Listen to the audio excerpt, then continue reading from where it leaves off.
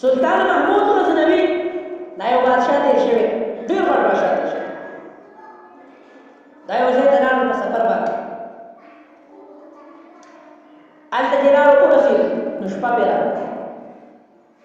سلطان محمود غزنوي ته د شپې ځای پکار و یو ځای ته ورغی وایي ما ته د شپې ځای راکړه هغې ورته د شپې ځای ورکړو په کومه کمره کې چې ورته ځای ورکړو نو په هغې کمره کې چې وینې د قرآن صفحه یو پاڼه پرته ده سلطان محمود غزنوي چې دغه پاڼه ولیده نو سلطان محمود غزنوي وایي چې دې پاڼې سره زه څه وکړم فلا هادي له ونشهد أن لا إله إلا الله وحده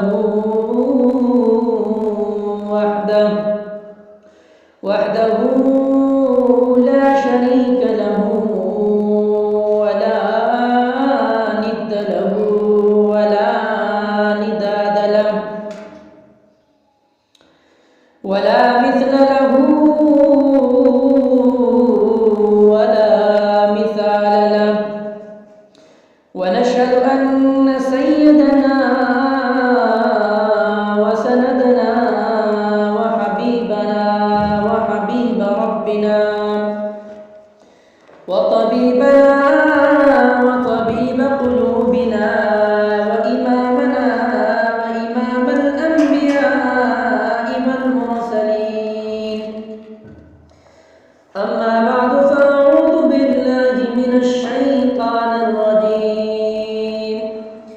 بسم الله الرحمن الرحيم قل بفضل الله وبرحمته فبذلك فليفرحوا وقال تبارك وتعالى في مقام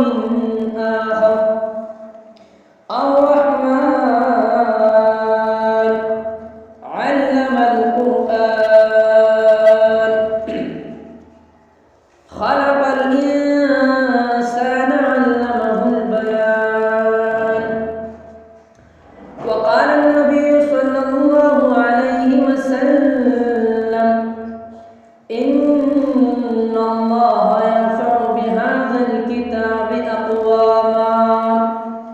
ويضع به آخرين أو كما قال عليه الصلاة والسلام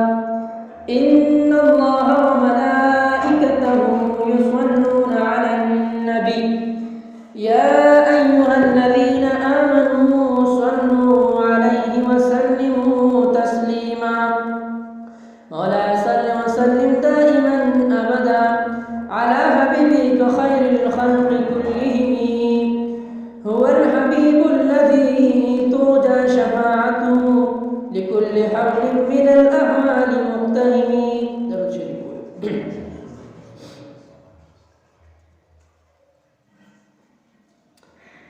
زما عزتمندو په ما باندې ګرانو مسلمانانو او دلته تشریف راوړی زمونږ مشران کشرانو زما عزتمندو نن چې په کوم مجلس او محفل کې موږ راجمع شوي دا یو عام مجلس او عام محفل نه دی بلکې دا داسې محفل دی چې حضور صلی الله علیه وسلم ارشاد عالی شان وی په آخره کې د دې مجلس یو فرشته اعلان کوي قوموا مغفورا له اے خلکو زما د نوم د وجې نه تاسو دلته راجمع شوي د دنیا څه غرض هم نه د دنیا څه مقصد هم نه د دنیا څه روپۍ څه دولت هم نه بلکې زما د نوم د تعظیم د وجې نه راجمع شوي د دې وجې نه زه په آخره کې تاسو له یو فرمانه درکوم قوموا مغفورا لکم تاسو په دې مجلس کې په داسې حالت کې پاسئ چې تاسو ټول ګناهونه الله وبخښي نو زما عزتمند داسې بهترین مجلس کې الله رب العزت موږ او تاسو راجمع کړي چې په دې باندې د الله شکر ادا کوو. اولنۍ خبره ځکه زما عزتمند دنیا ده، په دې دنیا کې په نن تاریخ باندې مختلف اجتماعات منعقد کیږي. څوک په ګڼ په جانب طرف ته خلک راغواړي چې راشئ دلته د جانې بجانې محفل منعقد کیږي، تاسو راشئ. څوک چې کوم دی د شرابونو کبابونو مجلسونه منعقد کیږي، هغې ته به ځوانان څوک په کلبونو طرف ته دعوت ورکوي چې راشئ دې کلبونو ته او دلته جانې بجانې شرابونه کبابونه چلیږي، تاسو راشئ. خو زما عزتمندو نن چې په کوم مجلس او محفل کې موږ او تاسو ناست یو، دا الله رب العزت ته ډېر زیات چې کوم دی نږدې مجلس دی. دا الله رب العزت په نسبت باندې د دې مجلس شان داسې شان دی وایي کله چې یو جماعت کله چې خلک د دې لپاره راغونډ شي چې د الله رب العزت ذکر وکړي ويتدارسونه او د قرآن مجید درس و تدریس په خپل منځ کې وکړي، یو بل د قرآن وښایي. نو زما عزتمندو دا مجلس اسمان والو ته داسې ښکاري لکه موږ ته چې په اسمان کې ستوري ښکاري. زما عزتمندو دا قرآن مجید دومره عظیم الشان کتاب دی چې د دې فضیلت ډېر زیات دی. د ټولو نه غټ فضیلت د قرآن مجید دا دی چې دا د الله کلام دی، الله صفت دی. او زما عزتمندو د قرآن مجید دومره عظیم کتاب دی چې د دې سره په دنیا کې د کوم څیز مناسبت راځي، هغه رفعت، هغه بلندۍ، هغه منزلت او هغه عظمت بیا مومي. د دې قرآن مجید سره که د ورځې واسطه راغلې ده زما عزتمندو، که د شپې واسطه راغلې ده، که د میاشتې واسطه راغلې ده، که د دې قرآن مجید سره د ټوټې او د کپړې او د کاغذ واسطه راغلې ده، زما عزتمندو هغه کاغذ عام کاغذ نه، هغه میاشت بیا عامه میاشت نه ده، هغه ټوټه بیا عامه کپړه نه ده. زما عزتمندو دا قرآن چې په کومه شپه کې الله رب العزت نازل کړی دی، د شپې عامې شپې هم دي، په کال کې نورې شپې هم دي، خو هغې شپې ته موږ او تاسو لیلة القدر شپه وایو. انا انزلناه فی لیلة القدر، ما دا قرآن د لیلة القدر په شپه کې نازل کړی دی. لیلة القدر خیر من الف شهر، د لیلة القدر عظمت څه دی؟ د زرو میاشتو نه دا بهتره، یوه شپه د زرو میاشتو نه بهتره شپه. نو دغې شپې ته الله عظمت ولې ورکړی دی؟ چې د دې شپې مناسبت د قرآن د نزول سره راغلی. چې کله د قرآن سره د میاشتې مناسبت راغلی، هغه د رمضان په میاشت کې الله قرآن نازل کړی دی. نو الله رب العزت په قرآن مجید کې فرمایي شهر رمضان الذي انزل فيه القرآن، د رمضان دا میاشت ده، دا ډېره بهترین میاشت ده، دا د نورو میاشتو سرداره میاشت ده، او دا د نیکو ګټلو سیزن میاشت ده، او دا داسې میاشت ده چې الله رب العزت سنت په فرضو بدلوي، نفل په فرضو بدلوي، یو فرض په اویا فرضو بدلوي، د یو تلاوت د یو حرف ثواب هغه چې کوم دی په اویاو حروفو باندې الله بدلوي. عبادت څو ګونه ډبلیږي الله یې بدلوي. ولې؟ د دې میاشت مناسبت د قرآن مجید سره راغلی. زما عزتمندو کله چې یو عام لرګي مثلا دا کرسۍ ده، میز دی، دروازې دي، دا ټول د لرګي نه موږ جوړوو، خو د دې عام لرګي دی خلک یې په ورپسې ورپسې کوي او خلک یې ښکته مړ کوي. خو چې کله موږ د دې قرآن مجید د دقې لرګي نه د ترکاڼ نه راوړو او د قرآن پټۍ کې جوړوو، د قرآن پټۍ کې جوړ کړو، نو دغه په دې پټۍ باندې څوک کیني بیا نه، په دې پټۍ لپاره خپه بیا نه اړوي. وایي ولې؟ ځکه چې موږ په دې قرآن د دې وجه پټې مونږ ته مبارک ښکاري. عامه یو وړه شان کپڑا مونږ د بازار نه راوړو، یو کپڑا ده چې ماشومان لپاره ورنه میاندې جوړوي، عام کپڑا ده، د روپو په اعتبار سره د موسکی کپڑا ده، ډېره ګرانه کپڑا ده، خو موږ یو معمولي شان ارزانه کپڑا راوړو. کله نه کله هسې د ټیلر نه وغواړو، وایي ما ته چې کپڑا راکړه د قرآن یو تیلې دې جوړوم، ټیلر موږ ته هسې راځي او بله ګرانه کپڑا موږ واخلو، پسته کپڑا واخلو، د هغې نه ورانه خو زما عزتمندو هغه ورانه چې هغې ته مور د خپل ماشوم او د اسماتې په هغې باندې وچوي، خو زما عزتمندو یو کپڑا هغه ده چې موږ د قرآن لپاره د هغې نه خلاف کړو. نو دغه د قرآن کپڑا، دغه د قرآن خلاف چې کله د دغې کپړې چې موږ عامه کپڑا وه د بازار نه اخیستې وه، هېڅ قیمت یې نه و، ټیلر هسې راکړه، خو چې کله موږ د قرآن نه دې ته خلاف جوړ کړو نو دغه څوک پې پوزه پاکوله مبارک دی، څوک په ځمکه هم دغه کپڑا ناست دی، څوک چې کومه دی دغه کپڑا په خپو کې نه راکاږي، دا چې کپڑا هسې ځمکې ته وغوړي کس وربنډه کې اوچته کېږي. ولې؟ د قرآن سره مناسبت راغلی. زما عزتمندو د قرآن سره چې مناسبت د فرشتې راغلی نو هغه الله د فرشتو سرداره جوړ نزل به الروح الامین، دا جبرائیل علیه السلام په واسطه باندې موږ دا قرآن نازل کړی دی، او جبرائیل علیه السلام هغه فرشته ده چې د فرشتو سرداره ده. اوس د فرشتو سرداره ولې ده؟ ځکه چې د جبرائیل علیه السلام مناسبت دا د قرآن مجید سره راځي. خو زما عزتمندو په کوم زمانه کې د الله قرآن نازل کړی دی، دغه زمانه هم د ټولو زمانو نه بهتره زمانه ده. حضور صلی الله علیه وسلم فرمایي خیر القرون قرنی ثم الذین یلونهم ثم الذین یلونهم. ای خلکو د اعلان واورئ د ټولو نه بهترینه زمانه دا زما زمانه ده، بیا به ما پسې را روانه او بیا د هغې نه وروستو را روانه زمانه دا د ټولو بهترینې زمانې دي. حضرت زمانې خو نور دي، زمن زمانه ده، تېره شوې زمانه وه، دې زمانې ته عظمت ولې دی؟ د دې زمانې دا رفعت او بلندي ولې ده؟ نو جواب دا دی دغه زمانه ځکه افضله زمانه ده چې په دې کې الله رب خپل عظیم الشان کلام نازل کړی.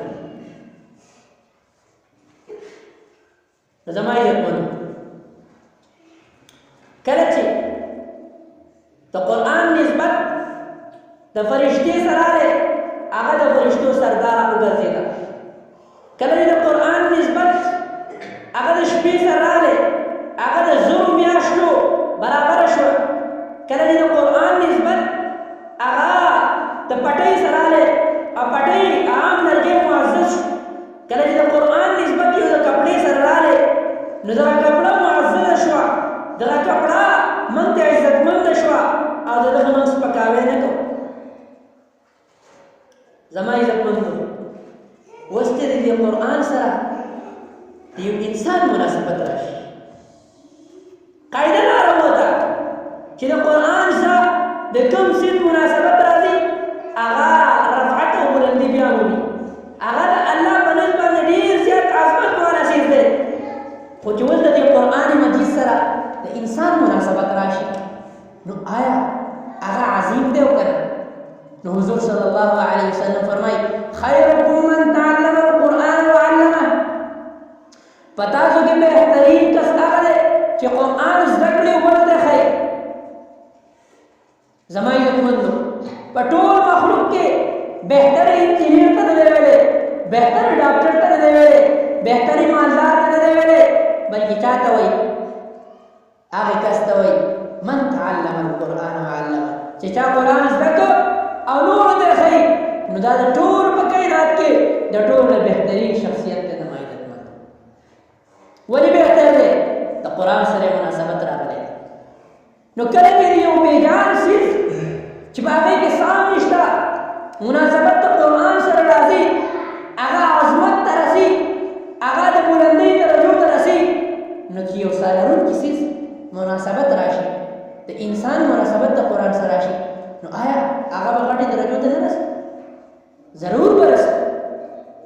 زما عزتمندو دغه خلک دا چې کوم دی په مخ د ځمکه باندې د ټولو نه بهترین خلک دا قرآن والا حضور صلی الله علیه وسلم فرمایي هم اهل الله وخاصته خلق په هر سيزونو باندې د هر امت لپاره د فخر سيزونه په هغې باندې فخر کوي په هغې باندې ویاړ کوي په هغې باندې جنجګړې کوي په هغې باندې ځان هغې ته عزتمن ښکاري خو یاد وساتئ زما د امت فخر قرآن شریف چې زما امتیان په قرآن باندې فخر کوي زما امتیان ته دا د فخر ښکاري چې ما الحمدلله زه حافظ قرآن یم الحمدلله ما په ناظره باندې قرآن ویلی دا فخر به کوي خو زما عزتمندو نن ټول زمون هغه خلک زما مشران دغه ډېر انسانانو زموږ څخه شته صحابه زمون د استادو ښه انسانانو خو زما عزتمندو کله چې قرآن د خپلې سینې سره ولګو نو هغه په پوره دنیا باندې بیا حکومت کوي کله چې په قرآن باندې هغې عمل شروع کړو نو هغه صحابه کرام چې هغوی له د اوښانو سره ولګ نه ورکړي هغه بیا په پوره دنیا باندې بادشاهي کوي زما عزتمندو دا قرآن یو داسې کتاب دی چې په دې باندې الله رب العزت هغه غلامي که ازادي هر سړي ته عظمت او بلندي ورکړي عمر رضی الله تعالی عنه ټول پېژني امیر المؤمنین دی هغه روان دی او غټ لښکر ورسره د جهاد ته ځي په یو غر باندې تېرېږي د ماسپښین وخت ډېر ګرمي ده سخته ګرمي ده غټ لښکر ورسره په زرګونو باندې عمر رضی الله تعالی عنه ودرېد ښکته ګوري د غر نه ښکته ګوري یو صحابي تپوس یا امیر المؤمنین ولې ولاړ هغه وایي سوچ کوي څه ورته نه وایي یا وایي یا امیر المؤمنین ولې ولاړې څه وجه ده څه تکلیف ده تاسو څه کوئ هغه بیا جواب نه ورکړ په درېیم پېر تپوس کوي و یا امیر المؤمنین ستاسو د وجې نه ټول لښکر شاته ولاړ دی په زرګونو خلک روان دي ګرمي ډېره ده ستاسو د ودرېدو د وجې نه پوره شاته لښکر ولاړ دی ولې ولاړ نو عمر رضی الله تعالی عنه جواب واوري عمر رضی الله تعالی عنه فرمایي وایي ای زما ملګریه یو زمانه داسې وه چې سهار به ما دې ځای ته اوښان را پرېښودل او اوښان به مې سرول هغه اوښان به ټوله ورځ ما وسرول ماښام چې به لاړم اوښان به مې بوتلل نو اوښان به وتل زما پلار خطاب به ما ته وویل عمره ستا نه به مستقبل کې څه شی جوړېږي چې تا له د اوښانو سرولو طریقه نه ده ته دې نورو خپلو ملګرو ته وګوره خپل اوښان سهار بوځي او ماښام یې ماړه راولي او ته یې سهار بوځي او ماښام یې وتې راولي نو خطاب عمر رضی الله تعالی عنه والد صاحب هغه به ورته کارېده عمر رضی الله تعالی عنه فرمایي وایي ای زما ملګریه زه هغه عمر وم چې په ما باندې چا خپل اوښان نه سرول او زه اوس هغه عمر یم چې په لکاو لښکر په ما پسې شاته راپسې دی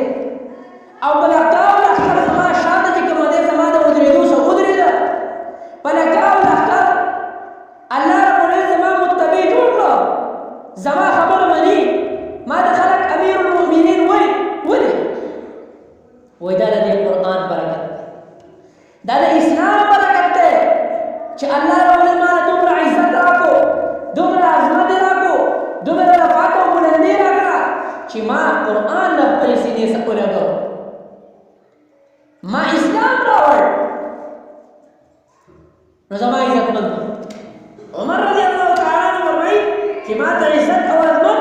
دا د قرآن د وجې نه چې کومه دی میلاو شوی دی ابو حذیفه یو صحابي دی هغه د هغې یو غلام سالم نوم سالم. هغه سالم یو پیر صحابه تیري جهاد ته تللي دي، واپسې کې سالم امام جوړ شو. امامت یې کوو، شاته پسې عمر رضی الله تعالی عنه نور صحابه ولاړ. ابو حذیفه راځي. ابو حذیفه وایي دا څوک دی؟ امام څوک دی؟ وایي دا خو سالم دی. وایي کومه سالم؟ وایي ستا غلام سالم. اوس د عمر رضی الله تعالی عنه شناستي نور غټ صحابه کرام رضی الله تعالی عنهم اجمعین شاته ولاړ دي. سالم امامت کوي، غلام امامت کوي. د ابو حذیفه غلام هغه وایي دومره غټ صحابه، دومره غټ شخصیات شاته ولاړ دي او مخکې یو غلام امامت کوي. نو جواب څه ورکوي؟ هم هو اقرأ القرآن. د قرآن ډېر زیات ویلی دی ځکه د امام دله قرآن ډېر زیات ورځي، ځکه یو غلام د امیر المؤمنین مخې ته هغه امامت کوي. د دې وجې نه یو غلام له الله دومره عزت ورکړو چې شاته پسې غټې غټې هستۍ ولاړې دي او د هغې امامت. زما عزتمندو، سلطان محمود غزنوي دا یو بادشاه تېر شوی، ډېر غټ بادشاه تېر شوی. دا یو ځای ته لاړو په سفر باندې، هلته چې لاړو ورسېدو نو شپه پرې راغله. سلطان محمود غزنوي ته د شپې ځای په کار و، یو ځای ته ورغی، وایي ما ته د شپې ځای راکړه. هغې ورته د شپې ځای ورکړو. په کومه کمره کې چې ورته ځای ورکړو نو په هغې کمره کې چې ویني د قرآن صفحه یې پاڼه پرته ده. سلطان محمود غزنوي چې دغه پاڼه ولیده نو سلطان محمود غزنوي وایي چې دې پاڼې سره زه څه وکړم؟ یو کار به وکړم، سوچ وکړو چې دا پاڼه به اوچته کړم، بل ځای ته به یوسم او زه به په دې کمره کې ویده شم. خو سلطان محمود غزنوي ته زړه جواب ورکړ چې محموده د الله کلام بل ځای ته وړي، ته د خپل راحت د وجې نه د الله کلام مجدد بل ځای ته وړي نو په خپله بل ځای ته لاړ شه. سلطان محمود غزنوي دا سوچ وکړو چې بل ځای خو نشته، څه وکړو؟ ټوله شپه سلطان محمود غزنوي نه ولیدل. دا قرآن د یو پاڼې د تعظیم د وجې نه ولګېږي چې د قرآن یو پاڼه زما سره په کمره کې پرته ده او دا زه به دې کمره کې ویده شم؟ نه، د قرآن دومره عظمت هغه وګورو. نو چې کله وفات شو نو شیخ معین الدین چشتي رحمه الله تعالی په خوب کې وایي محموده ستا سره په قبر کې څه معامله وشوه؟ خپل حالات راته ووایه. وایي زه خو دومره امیر پاتې شوی وم، ما دومره جهادونه کړي، دومره ملکونه مې فتح کړي، خو یاد وساته یو شپه به ما باندې راغلې وه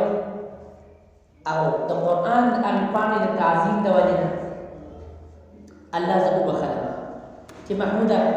جنت ته ځه، تا زما د کلام تعظیم کړی دی، تا زما د کلام قدر کړی دی، د هغې پاڼې د وجې نه پوره شپه د یخ پاتې شوی، ځه ته ما وبخلې جنت ته. زما عزتمندو، د پاڼې د تعظیم د وجې نه الله محمود غزنوي شیخ غټ مجاهد هغه چې کومه دی داخلي جنت. نن سبا زموږ حالات وګورئ، نن سبا حالات وګورئ، د مسلمان حالات څه دي؟ فلسطین کې د مسلمان څه حالات، زموږ په انډیا کې د مسلمان څه حالات، په کشمیر کې د مسلمان څه حالات، هر ځای کې مسلمان مظلوم دی. د دې وجه سره زما عزتمندو حضور صلی الله علیه وسلم 1450 سال مخکې من د اسباب ښودلي وو. ان الله يرفع بهذا الكتاب اقواما ويدع به اخرين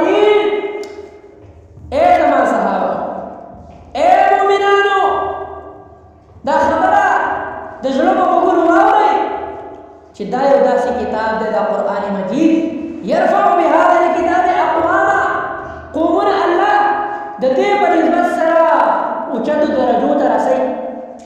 قومونه الله ترقي ورکوي قومونه الله حکومتونه ورکوي قومونه الله سلطنتونه ورکوي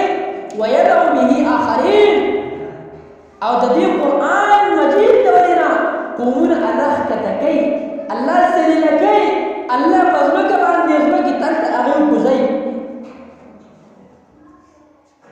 نو زما عزتمندو 1450 سال نن د امت کما پسته کې دا د امت چې کوم زوال دی د هغې سبب الله رب 1450 سال مخکې چې کومه دی ښودلی حضور صلی الله علیه وسلم بیان کړی دی که چېرې تا قرآن مخې دی ښودو قرآن دې وي د قرآن په تعلیماتو د باندې عمل کوو د حضور صلی الله علیه وسلم د سنت مطابق زندګي دې تېروله نو بیا به ته په دنیا حکومت کې بیا به ته دې کومه دی نو د انګریز غلام نه بیا به ته د عیسایي غلام نه ته د هندو غلام به نه خو ته د هندو ځکه غلام یې ویدعو به آخرین چې قرآن دې شاته ارتولی ومن أعرض عن ذكري فإن له معيشة ضنكا ونحشره يوم القيامة أعمى چا چې د قرآن نه اعراض وکړو نو الله وایي اولنی عذاب په دنیا کې ورکوم یاد وساته کوم عذاب ورکوي الله معیشة ضنک معیشت پې تنګو خرچ خوراک پې تنګو زندگی پې لنډوم تنګو دا د قرآن آیا دا عذاب نه به موږ شته کوي آیا من په دې عذاب کې مبتلا یو که نه یو مجموع من حیث المجموع زما عزتمندو موږ د یهودو غلامان موږ د انګریز غلامان ولې موږ د حضور صلی الله علیه وسلم تعلیمات شاته ارتولي موږ د الله پیغام شاته ارتولی دی موږ د الله پیغام اوچتونکو خلکو سره هغه دې کومه دشمنۍ پالو نو ځکه زما عزتمندو چې کومه دی په زوال باندې روان زما عزتمندو الله رب العالمین په دې کائنات کې بهترین خلق هغه چې کومه دی انبیا پیدا کړي ولې د انبیاو مناسبت براه راست د الله سره د انبیاو نه وروسته د حضور صلی الله علیه وسلم صحابه دا په امت کې د ټول نه غټ خلک دی ولې د حضور صلی الله علیه وسلم سره مناسبت بیا زما عزتمندو د امت علما فقها دا د دیونه غټ خلک دی پسې ولې چې د دغې صحابو په نقش قدم باندې دي صحابه د حضور صلی الله علیه وسلم په نقش قدم دي حضور صلی الله علیه وسلم په هغې طریقه دي چې الله وکړه او موږ خو چې کله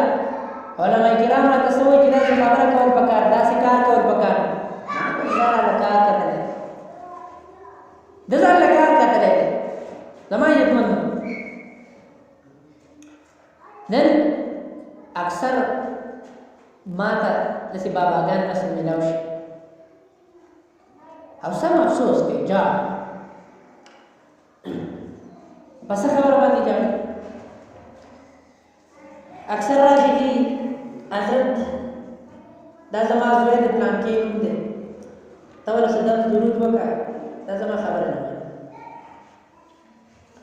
جی پلانکې زوی مې دی نافرمانه دی ما نه خرڅ خوراک نه راځي پلانکې لور مې ده زما سره لګي نه زما خبره نه مني نو زه خو بابا ته څه ویلی نه شم چون کې عمر یې تېر کړی ما مې بابا سره به سلام کېږو چې بابا ته وایم چې تا داسې ولې نه کول په وخت باندې تا داسې نه کول هغه غریب وخت تېر کړ خو زه یم چلو دا پلانکې وظیفه وایه انشاءالله تعالی الله به خیر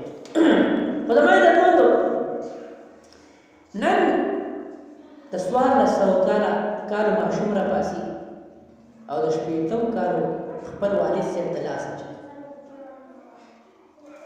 نن د 14 کالو ماشوم راپاسي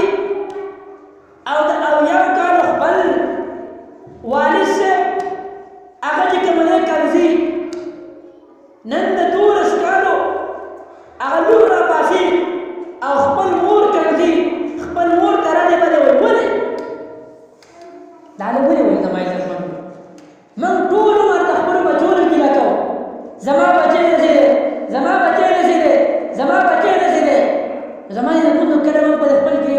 سرخ کې کړه دې